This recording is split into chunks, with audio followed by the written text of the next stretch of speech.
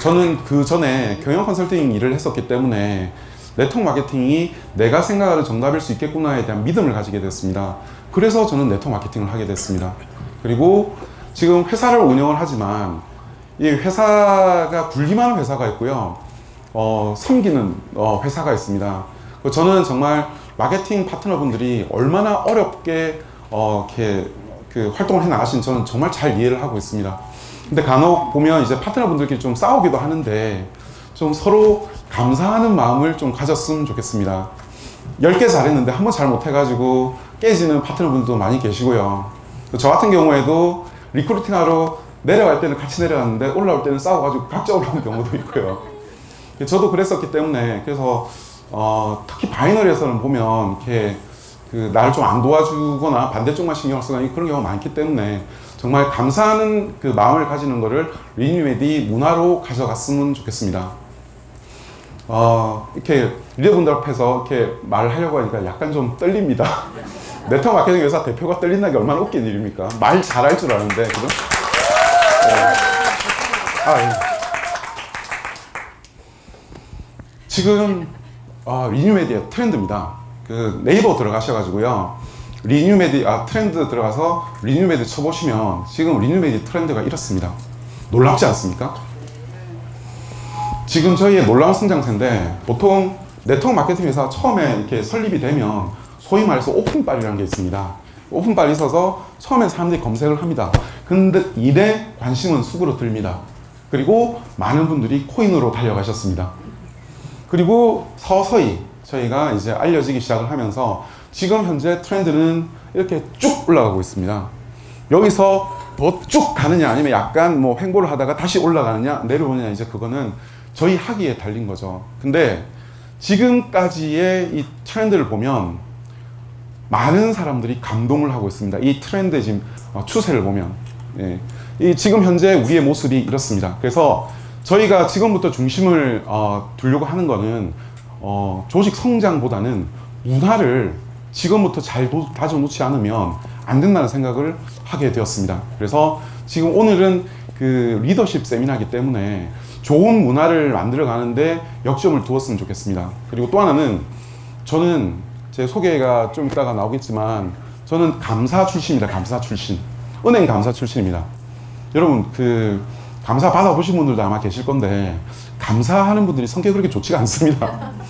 근데 윤리 문제, 컴플라이언스 문제를 이렇게 한번 허용하기 시작하면 계속 허용을 해줘야 됩니다. 그렇기 때문에 저희 철저하게 지켜나가려고 하거든요.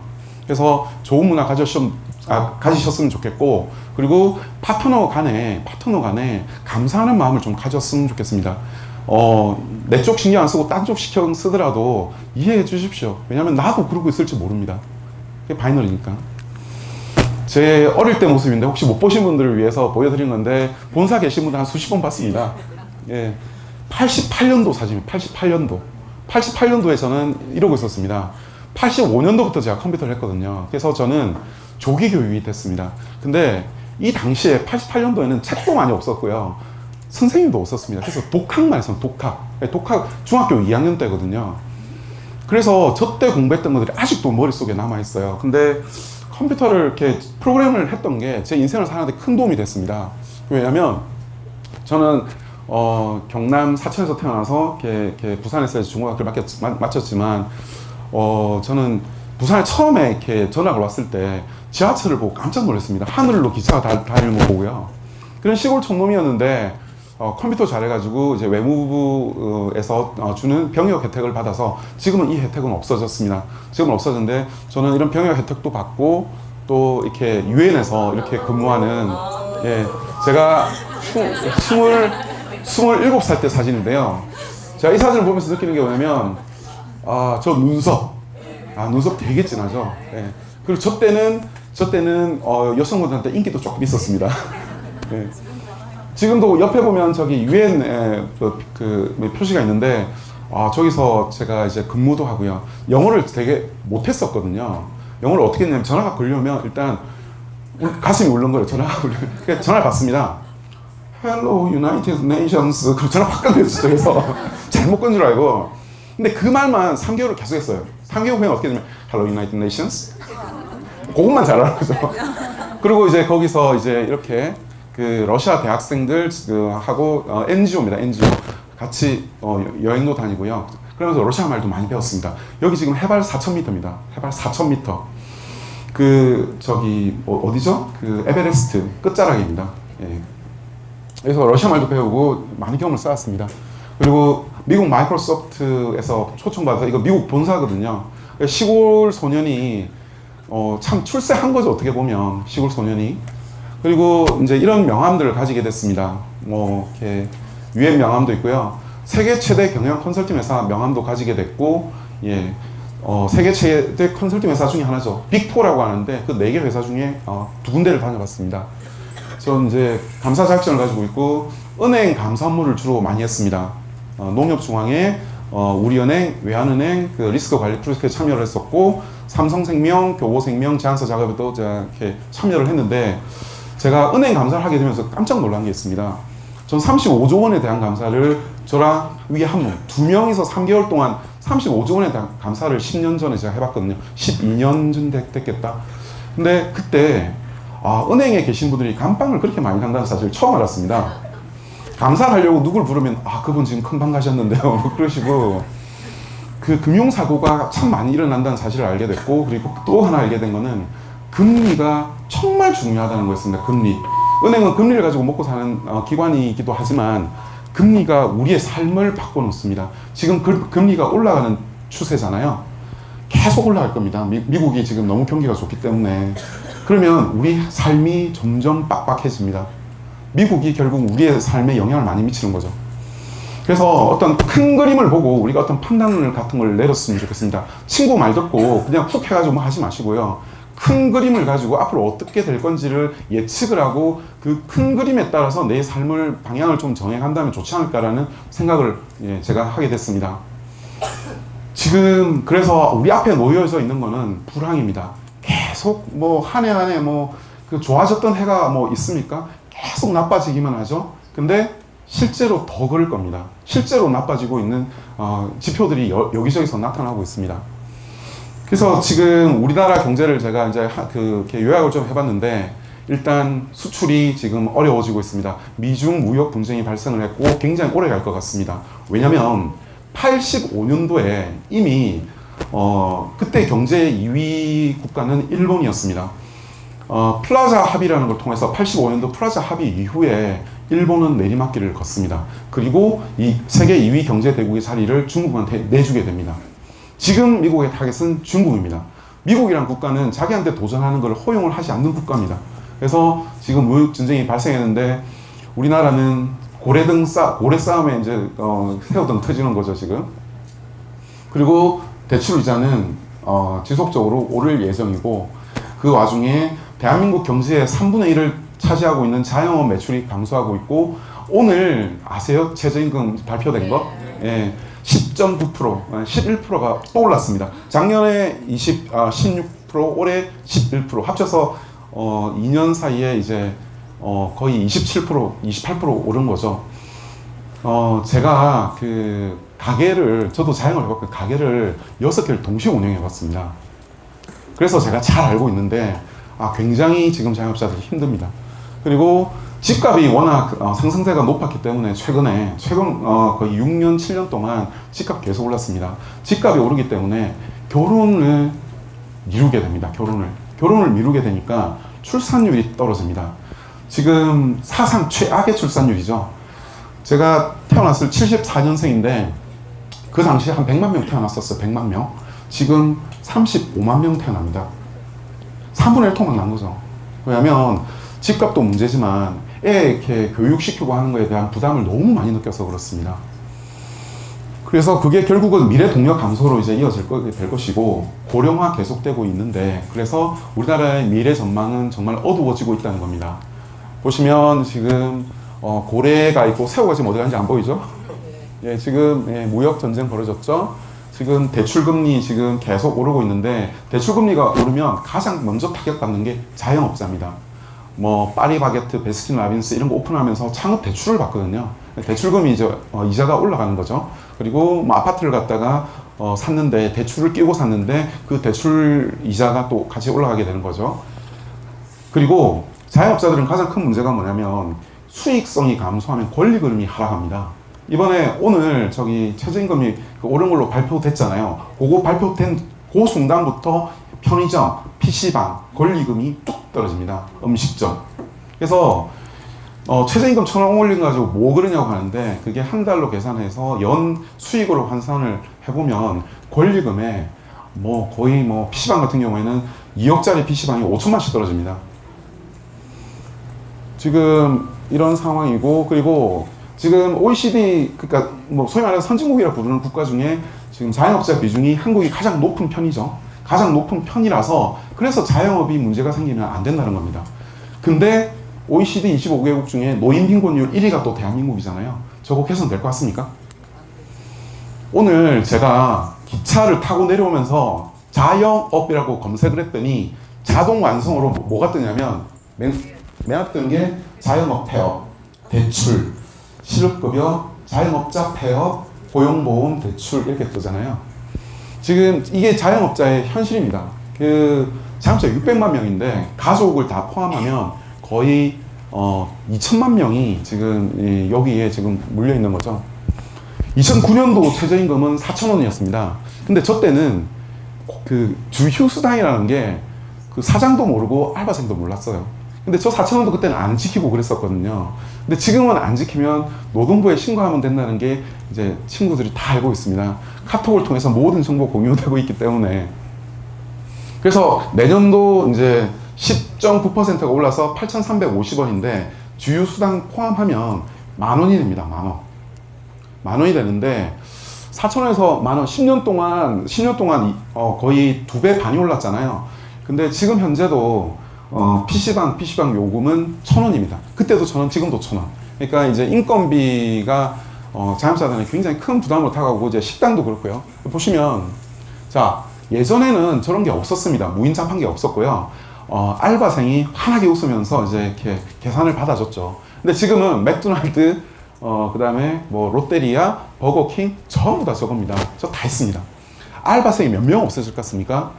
3명씩이고 그 또 이렇게 야간 영업까지 다 해보면 거의 5명이 저거 2대로 날아가는 겁니다. 이걸 왜 선호를 하냐면 저거 한 대 월 15만 원입니다. 알바비를 대폭 줄일 수 있는 거죠. 그리고 지금 이마트입니다. 6개월 만에 40개 매장에 무인 계산대가 도입이 되고 있습니다. 이제 나오신 아주머니가 알바한다는 이마트인데 지금 이제 그 자리도 없어지게 생긴 거예요. 지금 이제 웬만한 식당에도 저게 다 들어가고 있고, 백종원 씨가 하는 식당에는 저거 다 들어가 있습니다. 지금 아마존이라는 기업에서도 이제 무인 매장이 되는 거죠. 그러면 마트나 이런, 사실 생각해보시면 롯데리아, 버거킹, 뭐 엄청 많은 그 식당들에서 알바생이 다 없어진다고 보세요. 그럼 그 친구도 어디로 가겠습니까? 그리고 지금 문제가 뭐냐면 건설 경기가 안 좋기 때문에 건설 노동자들도 지금 알바 시장으로 들어오고 있습니다. 그러니까 경쟁이 너무 치열한 거죠. 그래서 광고 안 올리면, 알바 광고 안 올리면 20개 들어온 게 요즘에 50장 들어옵니다. 그리고 오늘 어떤 분이 글을 쓰셨는데 앞으로 편의점 알바 뽑을 때 외국어 능력 시험을 치를 계획이랍니다. 이제 알바 구하기도 너무 어려워지는 거예요. 근데 알바 자리가 어려워지면 누가 가장 큰 타격을 받냐면 나이 좀 많으신 분들, 경비원 자리, 청소 자리 이런 것도 없어집니다. 이제는 한 명은 쓰기가, 한 명 쓰면 10,000원인데 그걸 어떻게 편하게 쓰겠습니까? 지금 보시면 군산 GM 대구 공장 결국 폐업했잖아요. 그러면 요 도시가 거의 식당도 식당이지만 아파트 가격부터 해서 다 떨어집니다. 거제도 통영 가보시면 조선소 문 닫고 지금 통영도 지금 그렇게 됐거든요. 이런 제조시설, 제조 공장들이 지속적으로 감소할 겁니다. 감소. 왜냐면 최저임금이 올라가거나 지금 우리 법인세 또 이렇게 올리는 그런 이렇게 안도 있고 한국 경제가 좀 안 좋은 상황입니다. 이거는 세계 경제와도 맞물려 있기 때문에 피할 수가 없습니다. 지금 그나마 좀 있는 일자리 중에서 이렇게 한국인들이 특히 기피하는 그런 3D 업종에는 이미 외국인들로 많이 채워졌습니다. 환하게 오고 있는 거 보이시죠? 자기 나라 돌아가면 15만 원입니다. 한 달에. 근데 대한민국 땅 떨어지는 순간 200만 원이 됩니다. 한국말 하나도 못해도. 예전에는 이런 외국 노동자를 와가지고 사장님 나빠요 그랬잖아요. 요즘에 그렇지 않습니다.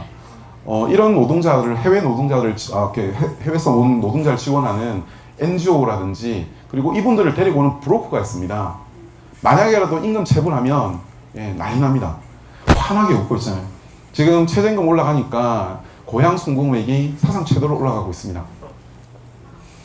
그리고 우리 청년들은 이곳에 있지 않고 이곳에 있습니다. 올해 2018년 공무원 사상 최대로 선발합니다. 그래서 공무원 시험 포기했던 친구들도 지금 노량진으로 다시 달려갔습니다. 저는 정말 제가 안타깝게 생각하는 건 뭐냐면, 저는 젊은 친구들이 도전을 해야 된다고 생각하거든요. 그렇게 생각하시잖아요, 그죠? 네. 근데 도전을 하지 않고, 대기업을 가지 않고, 중소기업을 가지 않고, 벤처기업을 가지 않고, 공무원이 되겠다는 생각을, 그것도 대학생 취업 희망자 3분의 1이 지금 저거하고 있다는 게, 저는 우리나라는 정말 쉽지 않겠구나라는 생각을 제가 하게 됩니다. 우리 다 국가를 다 이렇게 걱정하잖아요. 근데 저는 이게 정말 큰 문제라고 생각을 합니다. 왜 이게 처음에 공무원들 채용하면 월급 얼마 안 되잖아요.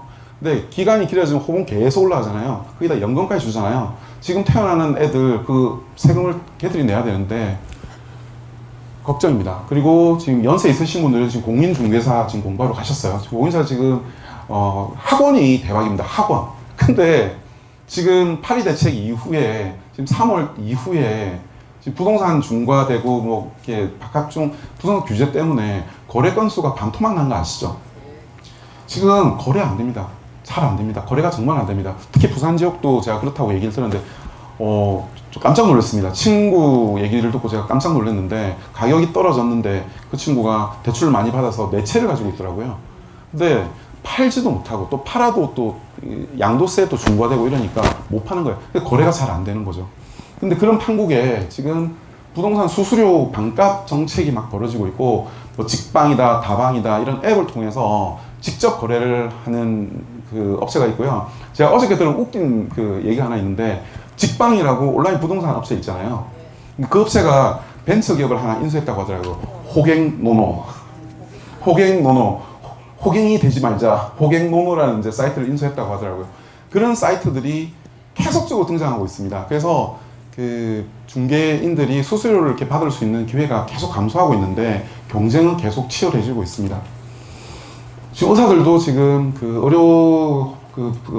보장 범위 확대 때문에 지금 피켓 다 들고 나왔죠.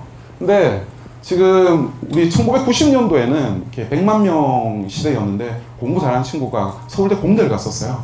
근데 지금은 공부 잘하는 친구들 의대, 치대, 한의대, 약대 다 간 다음에 그 다음에 서울대를 가잖아요. 대한민국 미래를 책임질 과학 인력이 절대적으로 부족해지고 있습니다. 그리고 지금부터 5년 뒤를 보시면요, 암담합니다. 그러니까 훌륭한 공학도 숫자가 급격히 감소하고 있습니다. 우리나라의 미래를 예측할 수 있습니다. 미국의 인구 구조는 이렇게 일정합니다. 일정한데, 보면 한국 보시면 30년 만에 이렇게 됐습니다. 30년 전에 청춘이셨잖아요. 30년 전에 고등학교 다니셨고, 대학 다니셨고, 그죠? 30년 전에 통기타 메고 맥주집 가고 그랬었는데, 그때 이제 호프집 정말 잘 됐었는데, 지금 10년 뒤에는 이제 이런 모습을 가지게 됩니다. 황당한 건 뭐냐면요, 30살에서 60살까지가 정말 경제 활동을 열심히 할 인구들이잖아요. 이 인구하고 60살 이상 인구하고 숫자가 어느 정도 차이 날까요? 별 차이가 없습니다. 세금 내는 사람들, 세금 받아가는 사람들의 숫자가, 세금 받아가야 될 사람들 숫자와 세금 낼 사람들의 숫자, 받아가야 될 사람이 훨씬 많아요. 10년이에요, 10년. 여러분, 10년이에요, 10년. 그리고 1990년도에 노인 인구는 한 요 정도밖에 안 됐었는데, 지금 1990년도에 비해서 노인이 몇 배가 불어났습니까? 이게 부동산이 떨어진다고 일본이 장기 부동산 침체로 갔던 이유가 뭐냐면, 이유를 살펴보니까 여기 있는 친구들이, 부모님들이 집을 보통 한두 채씩 다 가지고 있는 거예요. 그래서 얘들은 집을 살 필요가 없는 애들이 많아요. 독자인 경우도 많고요. 근데 부동산이 왜 떨어졌냐면, 일본을 보니까 갑자기 돌연 사는 경우가 여기서 많이 나와요. 신장마비라든지 뭐 이제 부동산을 팔지 못하고 이제 죽는 사람이 생기는 거죠. 그래서 빈집이 생기고 부동산 가격이 하락하는 거예요. 여기서 만약에 문제가 생기면 여기서 사줘야 되는데 여기는 엄마가 아빠가 집 있거든요. 받을 생각이 없는 거예요, 이쪽은. 그래서 이제 장기 침체로 한 거고, 뭐 보시기에도 경제가 힘들 거라는 건 예측이 충분히 가능하죠. 아무 생각 없이 돈을 쓰는 세대가 너무 감소해 있습니다. 이쪽은 뭐 하나 쓸 때 정말 고민하고 합니다. 경제가 그래서 순환이 잘 되지 않는 시대가 곧 온다는 겁니다. 그래서 지금 일본 경우인데, 일본 경우에 그 세입, 그러니까 돈 쓸 때는 많은데 들어오는 돈이 지속적으로 감소한 거예요. 요 차이만큼 적자가 계속 누적이 되는 거예요. 근데 일본은 버틸 수 있었는데 우리가 일본하고 같나요? 절대 다릅니다. 인구가 1억이 넘어와야 자급자족이 되거든요. 우리 5천만 명이에요. 우리는 무역을 하지 않으면 절대 안 되는 국가고, 일본은 자급자족이 가능한 국가예요. 1억 2천만이잖아요.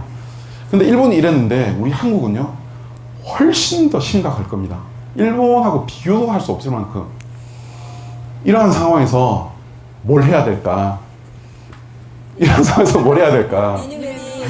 예, 저는, 예, 뭐, 리뉴메디라고 얘기를 하면 좀 웃길 수 있으니까, 네트워크 마케팅이 왜 답이냐면요, 예전에는 공무원 하시다가 퇴직하시고 나서 닭집 차린다는 표현이 제일 많았으나, 지금 요새 이제 닭값 2만원 시대에 지금 진입을 합니다. 닭값 2만원.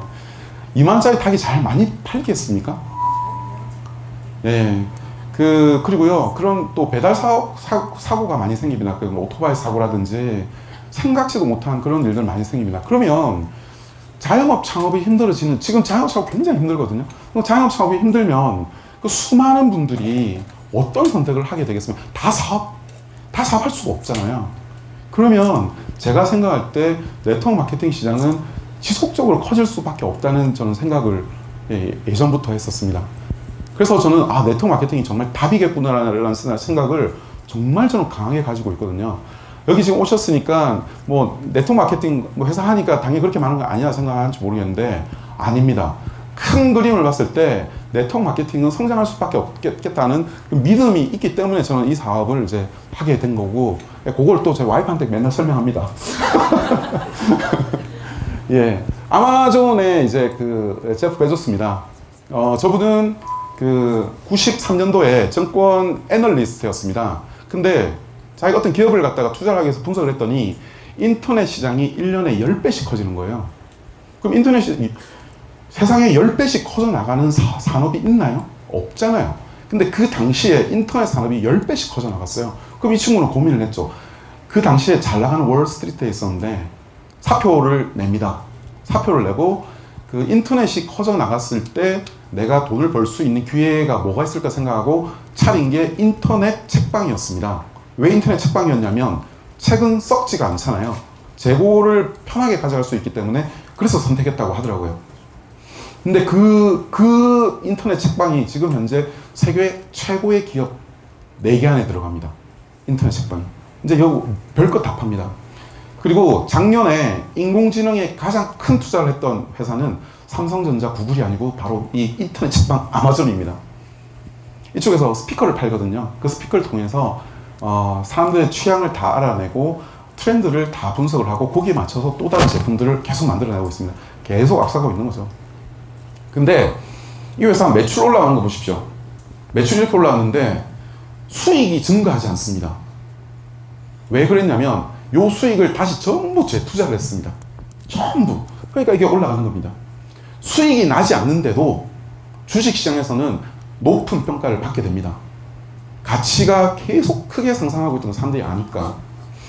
근데 저보고 매출 그렇게 올라가는데 너 돈 많이 버냐고 저한테 물어봅니다. 그렇지 않습니다. 매출이 올라갈 때마다 저희는 투자를 받습니다. 왜냐면 더 크게 만들어 나가기 위해서 그런 겁니다. 당장의 수익을 기대했다가는 뒤가 없습니다. 그래도 제가 저 사람보다 나은 건 있습니다. 저는 머리카락이 있습니다. 네. 이 아마존이라는 회사는 한 명한테 500만원, 1000만원, 이런 거, 200만원, 이런 거 이렇게 매출 기대하지 않았습니다. 이 회사에서 가장 많이 팔았던 제품은 6만원짜리 제품이었어요. 근데 네트워크 마케팅 하면서 제가 깜짝 놀랐습니다.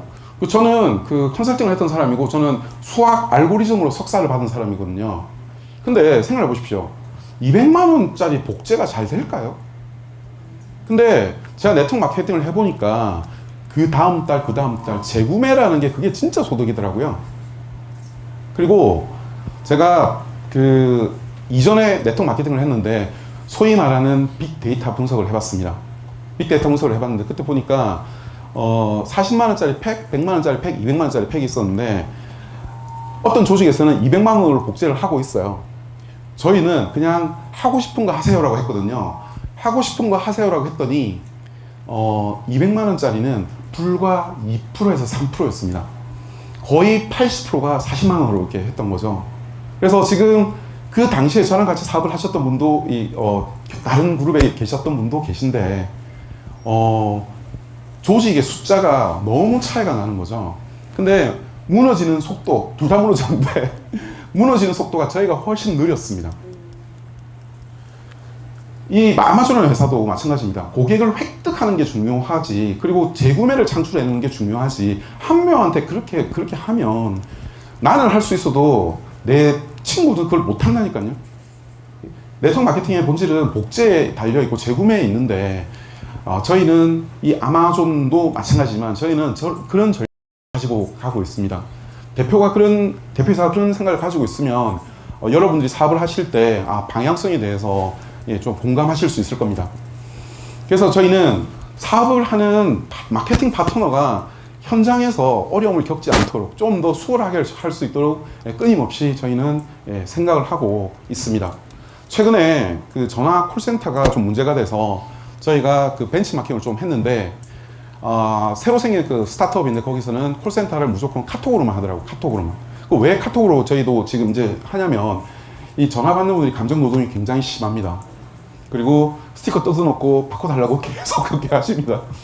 그래서 그 감정 노동을 줄이기 위해서 이제 저희도 카톡으로 고객 상담을 해 나가고 있는데 지금 나는 지금 뭔가 궁금한 것이 물어봐야 되는데 그걸 이렇게 즉시 이렇게 못 해주면 안 되기 때문에 그런 고객 불만 사항을 없애기 위해서 저희는 계속적으로 새로운 아이템과 새로운 방법으로, 그리고 현대적인 방법으로 저희는 접근하고 있습니다. 그 본질, 이 야후라는 회사가 예전에 대단했었거든요. 야후. 그리고 구글입니다. 구글은 자주 듣지만 한국에서는 유명하지 않아서 잘 사람들 관심 없습니다. 근데 미국에서 최고의 기업이 전 세계에서 가장 주가가 높은 회사 중에 하나가 구글입니다. 지금 현재 2위입니다. 2위. 마이크로소프트를 제꼈습니다. 이 화면 하나 가지고 마이크로소프트를 제꼈다는 게 좀 신기하지 않습니까? 근데 왜 그러냐면 내가 물어본 질문에 대해서 정확히 대답을 해줍니다. 근데 얘는 내가 어떤 질문을 하면 일단 광고부터 나옵니다. 광고부터 나오고 내가 찾는 거에 대한 질문은 그냥 뭐 이렇게 많이 그냥 대충 해줍니다. 그 결과 5년 만에 완전 자리가 뒤바뀌었습니다. 역사 속으로 하나는 사라지고 하나는 승승장구하고 있습니다. 네트워크 마케팅도 저는 마찬가지라고 생각을 합니다. 뭐 이상한 거 자꾸 덧붙여가지고 본질을 깎아먹는 회사가 있고요. 저희가 어떤 생각하는 그 본질에 집중해서 그 본질을 맞추려고 노력하는 회사가 있을 겁니다. 나중에 어떻게 되는지 한번 보자고요. 200만 원어치 물건을 사게 되면 200만 원어치 반품이 돌아오게 됩니다. 근데 저희 회사는 15만 4천 원 이상을 사게 되면 일부 제품은 경우는 다르지만 그 이상의 그 PV 값은 다음 달로 넘어가 버립니다. 그래서 이번 달에 그 7만 PV 이상을 할 필요가 없는 회사잖아요. 그런 회사 있나요? 물건 더 사지 말라는 회사 있나요?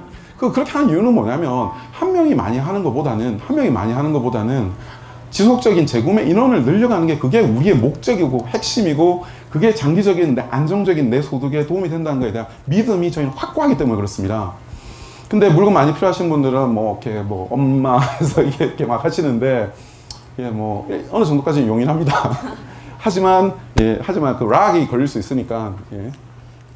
그래서 저희는 네트워크 마케팅의 본질에 정말 이렇게 집중을 하려고 합니다. 말주변에 남자가 어떤 여자를 만나는데 정말 잘생기고 유머 있고 돈도 많고 그런 남자는 어떻게 보면 여자를 만나기 좀 더 쉽겠죠. 근데 어떤 남자는 전화 탁 걸었다가 탁 끊어버리고 정말 바보 같은 사랑을 하는 남자들도 있습니다.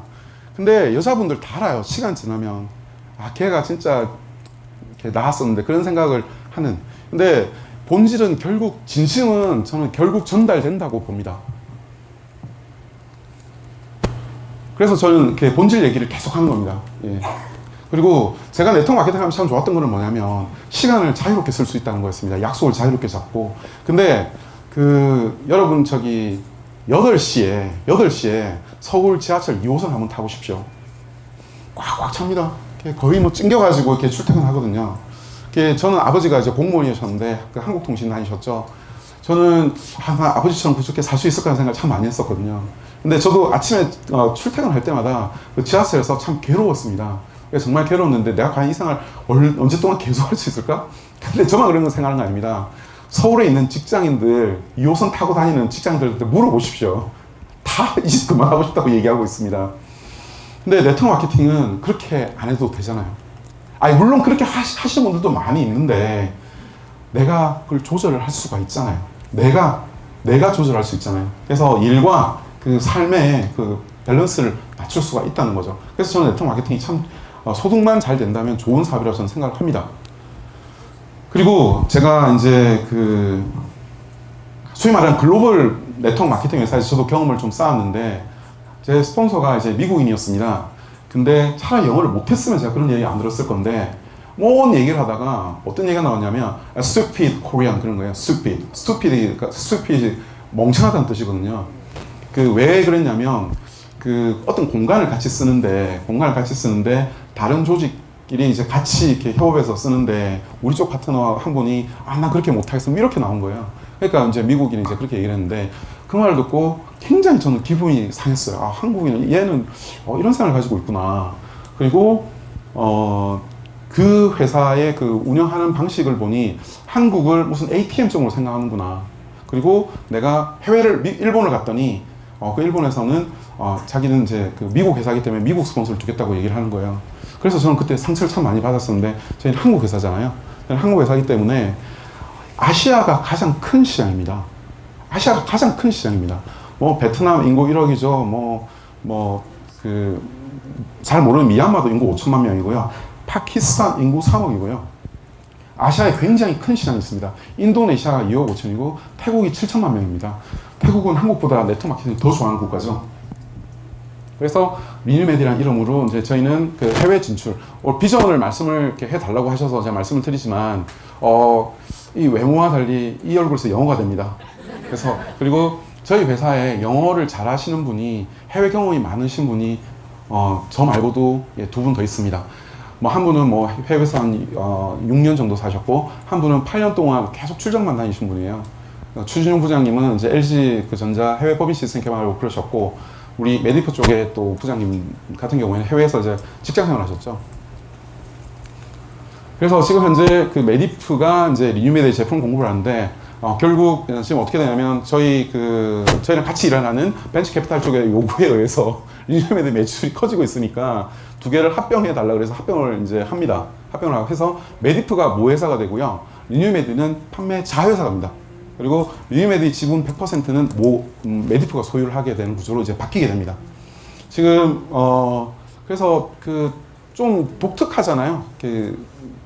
저희 벤처 캐피탈에서 저를 좀 독특하게 보고 있고, 그리고 지금 우리 회사의 성장세도 굉장히 무섭고, 그래서 지금 많은 관심을 받고 있습니다.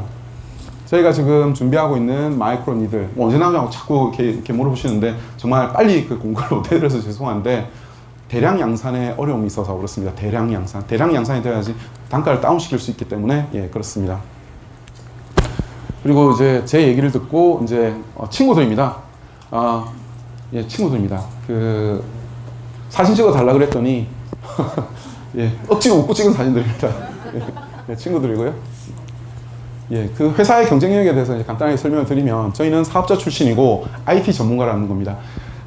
네트워크 마케팅 회사가 이렇게 망하는 케이스가 여러 가지가 있는데, 대표가 전산을 잘 알아야 됩니다. 수당 지급이라든지 직원이 만약 어떤 문제를 일으키거나 장난을 이렇게 칠 수가 있는데, 그걸 빨리 캐치를 해내야 되거든요.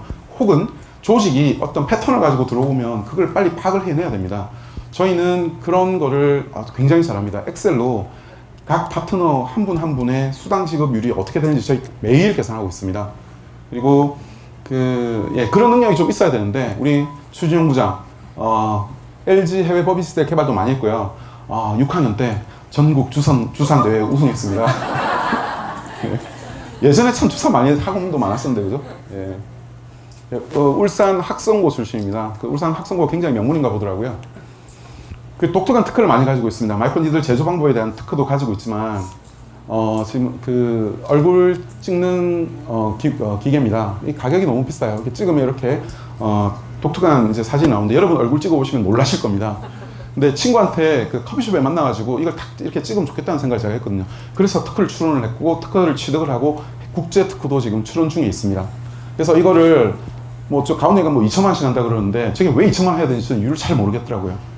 그래서 생각을 했습니다. 한 40만 원 정도 수준에서 그걸 하면 모든 파트너들이 집에 다 들고 갈 수 있겠다. 그리고 저거 가방처럼 쓸 수가 있거든요. 안에 텅 비어 있잖아요. 가방처럼 쓸 수 있잖아요.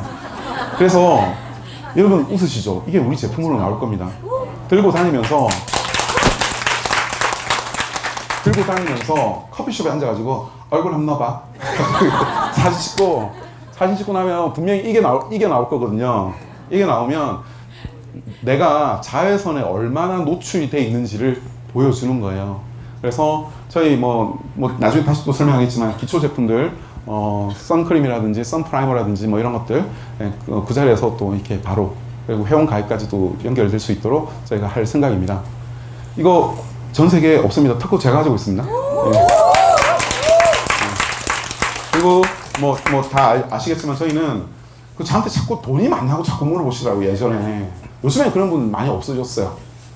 그러니까 저희 회사가 이제 매출이 어느 정도 올라간다고 아니까 요즘은 안 물어보는데 예전에 제가 제일 많이 받았던 질문이 돈 많습니까? 했습니다. 진짜 돈 많다고 하면 믿을 거고 적다고 하면 안 믿으실 겁니까? 근데 저희 어쨌든 자체 시설을 가지고 있습니다. 그렇게 큰 시설 아니면 최신 시설입니다. 사업자분들이 한 번씩 오세요. 부딪히기도 하시고 여기 CCTV 16개 달려 있습니다. 예. 그래서 자체적으로 이렇게 생산을 하고 물류를 하기 때문에 좀 더 빠른 대응이 가능한데 올 연말쯤 되면 물류 창고는 별도로 분리를 해야 될 수준까지 지금 이르렀습니다.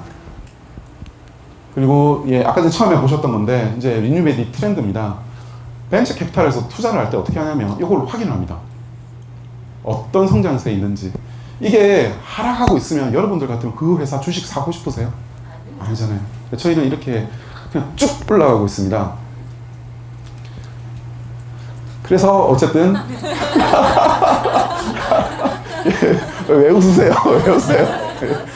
그래서 지금 이렇게 분위기 좋습니다. 분위기 지금 저도 좋고 너무 좋습니다. 지금 구조가 이렇게 됩니다. 이제는 모기업입니다. 모기업. 예전에 그냥 이제 제가 둘 다 100% 지분을 가지고 있는 회사였는데 이제 지분을 많이 뺏기고 있습니다. 여기저기 뺏기고 있습니다. 와이프한테도 뺏기고 있고 뺏기고 있습니다. 그래도 제가 이렇게 압도적으로 제일 많습니다. 이렇게 투자는 이제 메디프를 받고 이제 판매회사에 이제 제품을 이제 거의 공급을 하는 이런 구조로 돼 있는데 제 생각인데 저희를 카피하는 회사가 앞으로 이제 많이 나올 거라고 생각을 합니다. 왜냐면 저는 네트워크 마케팅을 그렇게 잘했던 사람 아니에요. 저는 그래서 저를 아는 사람이 그렇게 많지가 않습니다. 테라노에도 저는 되게 조용한 사람이었고 우리 여기 엄정민 이렇게 대표 사업자님이나 여러분들처럼 정말 이렇게 저는 경력도 그렇게 짧고요. 근데 어쨌든 정말 많은 관심을 받고 있습니다. 또 이런 독특한 구조에 대해서도 관심을 좀 많이 받고 있는 것 같습니다. 제가 오늘 이제 저희 직급자분들 이렇게 오셨으니까 제가 요걸 좀 설명을 좀 강력하게 오늘 한번 설명을 드리려고 하는데 바이너리 많이 해보셨잖아요. 바이너리. 처음 우리 리뉴메디가 인생 처음에 사업인 분도 계실 거고 경험을 하신 분들도 있을 거고 한데 저는 이제 수학 하는 걸 이렇게 좀 좋아해가지고요. 좀 이상한 아이였어요, 저는 어릴 때도. 근데 네트워크 마케팅에서 수당 지급하는 걸 보고 저는 깜짝 놀랐습니다. 왜 놀랐냐면 맨 처음에 저는 네트워크 마케팅을 했을 때 네트워크 마케팅을 하면 돈을 엄청 많이 버는 건 줄 알았어요. 원래 그런 건 줄 알았어요. 근데 제가 직접 해보니까 생각했던 것보다 많이 안 주는 거예요. 좀 깜짝 놀랐어요. 내가 올린 매출에서 내가 가져가는 게 그렇게 크지가 않구나라는 거에서 제가 처음에 굉장히 놀랐거든요. 그 왜 그러냐면 먼저 시작한 사람이 있을 것이고 나중에 시작한 사람이 있어요. 그러면 먼저 시작한 사람하고 나중에 시작한 사람하고 실적 볼륨이 다를 거 아니야. 볼륨. 실적 볼륨이 다른데 똑같은 퍼센테이지를 예를 들면 뭐 지금 제가 하나를 이해를 못 하시면 스폰서님한테 물어보시기 바랍니다. 똑같은 퍼센테이지를 곱해버리면 위에 있는 사람하고 나중에 시작한 사람하고 이게 굉장히 불합리한 게 뭐냐면 요 파란색이 이 빨간색의 몇 배일 것 같습니까? 요 빨간색 이 안에 한 7개, 8개 집어넣을 수 있을 거예요. 그러면 소득 차이가 뭐 거의 뭐 10배까지가 나는데 이게 정상적인 거냐는 거죠. 그리고 매칭 보너스라는 건 뭐냐면 먼저 시작했는데 직접 뽑았어요. 그러면 이 사람이 번 소득의 몇 퍼센트를 이분이 가져가는 거잖아요. 그러면 이 사람이 가져야 될 폭은 계속 줄 수밖에 없거든요. 매칭 보너스가 크면.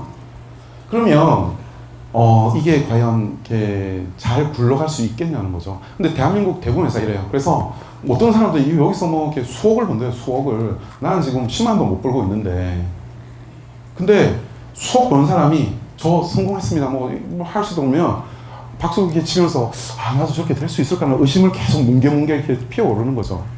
그러다가 뭐 이제 컨셉하고 뭐 이렇게 큰 금액으로 뭐 들어오는 뭐 플랜 짜고 뭐 매칭 보너스는 이 위에 다 쏠리고 또 직급 성취 보너스라고 해서 어떤 직급 가면 또 보너스 받는 거 여기서 다 받아가고 그리고 반품 이렇게 확 해버리면 그 회사는 좀 이상해지고 저희 회사 반품률이 압도적으로 낮습니다. 이게 반품해봤자 들어오는 돈이 15만 4천이어가지고 귀찮아가지고 안 하시는 분도 계시고요. 그것마저도 스티커도 다 안 해주니까. 근데 그래서 저희 회사는 가져가는 게 어떠냐면 자 이게 지금 앞으로 10월 2일부터 적용되게 될 보상 플랜의 매출 대비 수당 지급률입니다. 스타, 브론즈, 실버 이렇게 쭉 가잖아요. 직급이 올라가게 되면 내가 받는 그 매출 대비 수당의 지급률이 계속 깎인다는 겁니다. 계속 떨어진다는 겁니다. 이렇게 돼야 됩니다. 이렇게 돼야 여기서 살 수가 있습니다. 여기서 살아야 그 다음 직급이 있는 거잖아요. 그래서 저희는 가중치를 이 밑에다가 이렇게 둡니다. 이 밑에다가. 그리고 일반적인 네트워크 마케팅 회사의 지급률이 요 빨간 선이에요. 빨간 선. 이게 일반적인 네트워크 마케팅 회사의 지급률이에요. 5% 정도. 내가 매출 일으킨 거에 5% 정도 가져가는 거예요. 근데 보시면 직급이 이렇게 쭉 올라가는데 이 사람의 매출은 저 사람 매출에 뭐 수천 배, 수만 배 될 거예요. 근데 똑같은 퍼센티지를 곱한다고요? 얼마나 그게 불합리합니까? 저기서 했는데 가져가는 건 여기서 가져가요? 그래서 저희는 요 밑에서 해서 직급을 떠밀려서 올라갈 수 있게 했으면 좋겠다는 거예요. 근데 우리 거 해보면 막상 그렇게 쉽지는 않다고 또 생각하는 분들 많아요. 뭐 유지가 어렵다느니. 근데 요 빨간 선 네트워크 한번 해보세요. 일괄적으로 지급하는 거 요거 한번 해보세요. 죽습니다. 매출 대비해서 내가 예를 들어서 200만 원 했는데 200만 원 했는데 가져가는 게 20만 원 이런 거 많아요. 매출은 400만 원 발생했잖아요. 근데 20만 원 가져가요. 5% 가져가는 거예요. 근데 우리 회사는 일단 200만 원 하려면 일단 사람을 많이 데리고 와야 됩니다. 그래서 저희 회사에 판을 짜기 위해서 들어오신 분들은 없습니다. 판 짜려고 들어왔다 사람이 너무 많이 필요해가지고요. 하다가 포기하시고 나갑니다. 사람 명단을 못 구해가지고. 그마저도 한 명 하려면 저희가 그 인원 확인하고 이러니까 참 힘들어 하시더라고요. 예. 그리고 이제 회사 처음에 만들어지면요. 여기 좀 이렇게 직급자분들이 말을 좀 편하게 할 수 있을 것 같은데, 소위 말하는 선수들이 이렇게 찾아오십니다. 찾아와가지고 저한테 참 좋으신 것 같다 뭐 이렇게 얘기하고 결국 그분들이 원하는 게 있습니다. 내가 조직이 이렇게 있는데 요즘 살기가 어려워서 내가 이 사업을 하려면 뭔가를 내려놔야 되는데 결국은 이제 뒷거래를 하자는 얘기잖아요. 제가 감사 출신입니다. 그런 얘기를 제가 듣고 있으면, 그리고 제가 감사를 하면서 느낀 게 있습니다. 순간적으로 잘 되기 위해서 뭔가 수를 쓰는 회사는 나중에 결국 문 닫습니다. 그러니까 안 되더라도 버텨야 되는 거죠. 안 되더라도. 안 되더라도 버텨야 되는 겁니다. 예.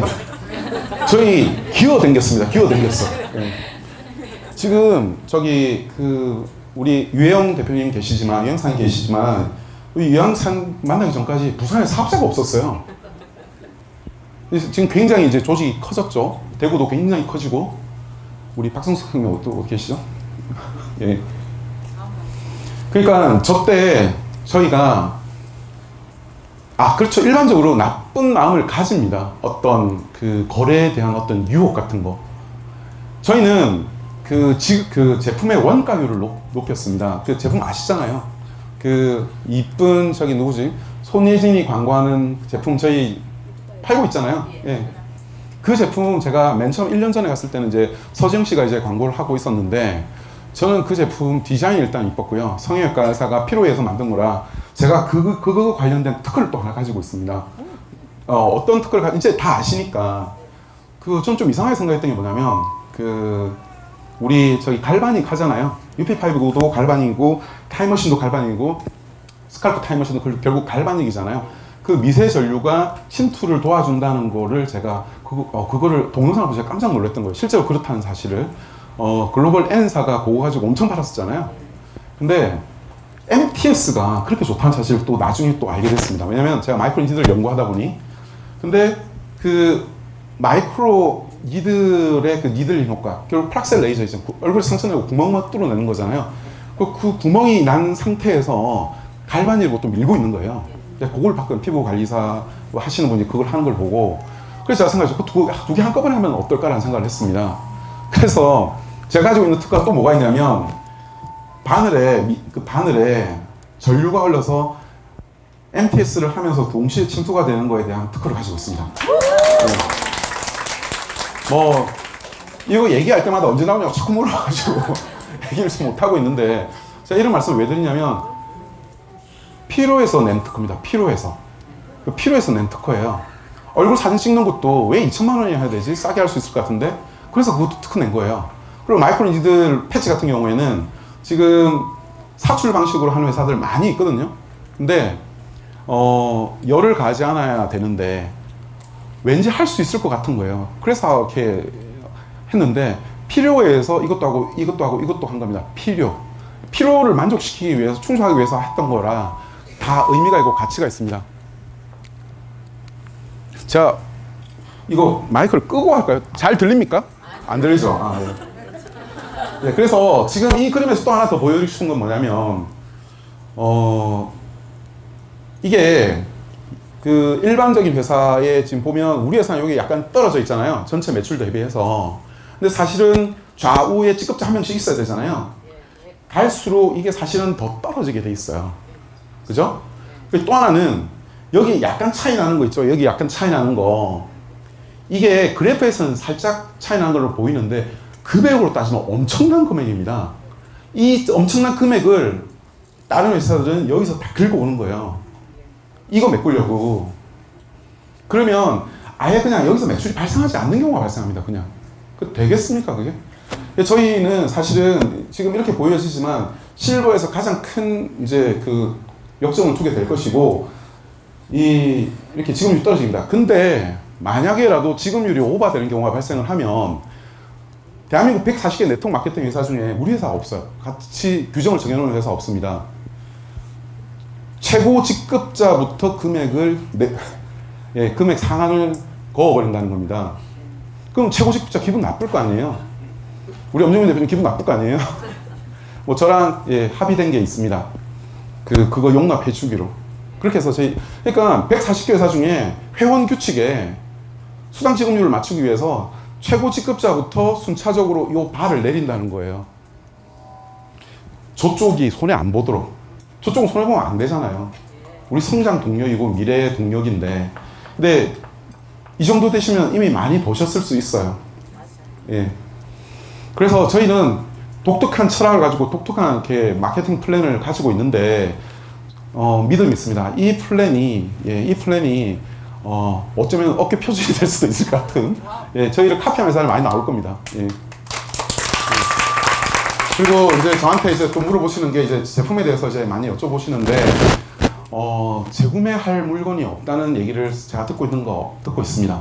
듣고 있는데, 그 니드를 충족을 하기 위해서 지금 많은 것들이 준비가 되고 있습니다. 일단, 재생과 관련된, 이제 우리 9월 달에 타깃을 맞춥니다. 화장품 회사는 원래 철 바뀔 때 타깃을 맞추는데, 9월 달에 수분 크림하고 재생 크림, 이미 테스트를 지금 서울 쪽에서 해주고 있습니다. 나올 거고, 기초 제품들, 뭐, 비비선, 뭐, 펌 클렌저, 그리고, 두피 관련된, 두피, 기능성 샴푸라든지, 그리고, 그래프를, 아까 전에 인구 그래프를 보시면, 지금 대한민국 평균 나이가 45세예요, 45세. 평균 나이가. 돌 던지면 만성이 45세일 거라는 거예요, 그냥. 45세가 되면 남자와 여자 둘 다 신체적인 어려움이 나타나기 시작을 합니다. 그래서, 왜 웃으시죠? 어떤 신체적인 변화가 나타납니까? 예. 그 전에 왔어요? 그래서 건강기능식품 시장이 굉장히 커져 나갈 겁니다. 그래서 저희 뭐 빅데이터 보면 우리 인구 그래프 보면 뭐 충분히 알 수 있잖아요. 그래서 그런 건강기능식품들을 계속 추가시켜 나갈 것이고, 그리고 다이어트 제품도 추가가 될 것이고, 그리고 이제 마지막에 이제 운동기구인데, 운동을 통해서 이렇게 살을 빼야 되잖아요. 먹어서 빼는 게 아니라. 운동을 정말 잘 이렇게 해줘야 되는데, 집에서도 할 수 있는, 저희가 최근에 트렌드가 결국은 라이프스타일 비즈니스란 말이 요즘에 등장하고 있습니다. 라이프스타일. 그러니까 소득이 3만 불을 넘어간 국가들. 그러니까 $10,000, $20,000. 지금 대한민국은 이제 소득이 $30,000 넘어갔잖아요. $30,000를 넘어가게 되면서 이제 생기는 이제 라이프스타일. 그 중에서도 저희가 주목하고 있는 거는 셀프 케어입니다. 셀프 케어. 소득이 $30,000가 넘어가기 시작하면 피부샵 가보시면 한 번 이렇게 케어 받는데 뭐 5만 원, 10만 원 뭐 이렇게 되거든요. 근데 디바이스들도 정말 좋은 것들이 많이 나오고 좋은 제품들이 많이 나오고 있는데 계속 갈 수 없잖아요. 계속 갈 수 없기 때문에 집에서 하는 셀프 케어, 그리고 집에서 혼자 할 수 있는 셀프 운동 기기들, 실제로 효과 있는 그런 것들을 통해서 저희는 끊임없는 재구매 패턴을 만들어 나갈 것이고, 저희가 아까 맨 처음 시작하면서 이렇게 말씀드렸던 네트워크 마케팅의 본질이 뭐냐는 말씀을 계속 드렸는데, 저는 한마디만 하라고 하면 소득이라고 생각합니다. 그게 나쁜 뜻이 절대 아닙니다. 우리가 사회생활을 하고 공부를 하고 했던 그게 결국은 일단은 소득이 내 생활의 출발점이기 때문에 그렇습니다. 저는 네트워크 마케팅의 본질이 소득이라고 생각하는 사람입니다. 소득을 만들어내기 위해서 가장 필요한 것은 재구매. 손쉬운 진입을 통한 재구매. 진입이 손쉽기 때문에, 진입이 손쉽고, 그리고 정말 재구매할 것들이 계속 많다면 가능하거든요. 그리고 소득이 소위 말하는 최고 직급자한테 소득이 쏠리지 않고, 그게 하부 단계에서 잘 먼저 풀어질 수 있다면 자연스럽게 처음 사업을 하시는 분도 가능하다고 보고, 저는 네트워크 마케팅이 결코 쉬운 비즈니스가 아니라는 걸 제가 잘 알고 있습니다. 그리고 거절을 저도 정말 많이 받아봤습니다. 거절과. 그래서 저는 네트워크 마케팅, 우리 마케팅 파트너를 정말 존경하고 존중합니다. 제가 그런 생각을 가지고 있다는 것을 우리 직원들도 다 알고 있습니다. 우리 네트워크 마케팅 파트너가 우리 월급을 주고 있다는 것을 저는 정말 잘 알고 있습니다. 그리고 나눌수록 훨씬 더 커진다는 겁니다. 나눌수록 커진다는 것을 제가 요즘에 정말 크게 실감을 하고 있습니다. 그리고 나눠주면 뭔가 뺏긴 것 같죠? 아닙니다. 힘이 합쳐지면서 더 큰 성과를 받을 수가 있습니다.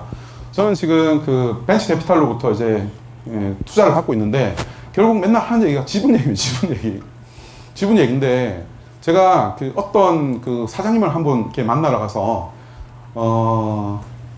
제 사촌 동생이 이제 서울대 의공학 연구소에서 이제 박사학위를 받고 지금 이제 독일로 가는데, 그분 소개로 또 서울대 출신의 또 엔지니어분을 한 분 만났죠. 이렇게 만났는데 저는 좀 독특한 게 뭐냐면 저는 저 자신은 원래 엔지니어 출신입니다. 엔지니어. 컴퓨터 프로그래머였잖아요. 저는 정말 자신 있었던 게 뭐냐면 중학교 2학년 때 어셈블리아라는 언어로 게임을 만들 수 있는 애는 대한민국에 저 말고 몇 명이 없었을 거라고 저는 혼자서 생각을 합니다. 저 혼자 그렇게 생각합니다. 저 혼자. 왜 그랬냐면 그때 책이 없었거든요. 독학으로 그까지 가는 수밖에 없거든요. 가르쳐주는 것도 없고 그건 가르쳐줄 수 있는 것도 아니고 지금 전산과를 졸업하더라도 어셈블리를 모르고 졸업하는 게 거의 대부분인데 근데 저는 그렇게 제 자신이 그 좀 괜찮은 엔지니어라고 생각을 하는데 이분을 서울대 출신의 박사님이신데 만났더니 엔지니어의 피가 철철 넘치시는 거예요. 철철 넘치세요. 근데 그런 엔지니어의 특징이 있습니다. 고집이 있습니다. 정말 그 진짜 순수 엔지니어 만나보시면 저는 근데 그런 엔지니어들 저는 대학원 석사 과정에서 박사분들 많이 봤거든요. 정말 씻지도 않고 맨날 거기서 이렇게 자면서 이렇게 그런 사람들 저는 너무 많이 봐가지고요. 이해가 되거든요. 그런 분들은 사업을 확장을 못합니다. 그러니까 지분을 주면 다 뺏겼다고 생각하세요. 절대 그렇지 않다는 것을 제가 아무리 설명을 드려도 뭐 이렇게 설명합니다. 100%로 100억짜리 기업을 하는 분이 계시고 20%로 2%로 200조 회사를 하시는 분이 계시다. 삼성전자 이건희 회장이 지분 2% 가지고 지금 지배를 하고 있는 거잖아요. 근데 그거 몇 조짜리 회사입니까? 엄청난 300조 가는 회사잖아요. 300조에 2%하고 100%도 100조예요. 그 말씀을 드리면서 그분한테 좀 이렇게 나누시라고 제가 말씀을 드렸는데 그게 거기서 제가 이제 요즘에 느끼게 되면서 나누는 게 얼마나 큰 힘을 발휘하는지에 대한 믿음을 저는 가지게 됐습니다. 네트워크 마케팅을 하면서 저는 제가 알지도 못하는 우리 엄정민 사장님을 알게 됐고 엄정민 사장님을 또 어떤 분들을 알게 됐고 네트워킹을 통해서 정말 많은 분들을 제가 알게 됐는데 모든 걸 다 할 수 없다는 것에 대한 믿음. 그러니까 함께 하면 힘을 합치면 정말 그 힘이 커진다는 것에 대한 믿음을 저는 가지고 있습니다. 우리 리뉴메디 문화를 만들어 주시는데 정말 노력해 주시기 바라고 대표이사인 저도 기대에 호응하기 위해서 정말 열심히 하겠습니다. 그리고 오늘 이 자리를 만들어 주시고 또 저를 초청해 주신 또 우리 리더분들한테 감사를 드립니다. 그럼 다음에 뵙도록 하겠습니다.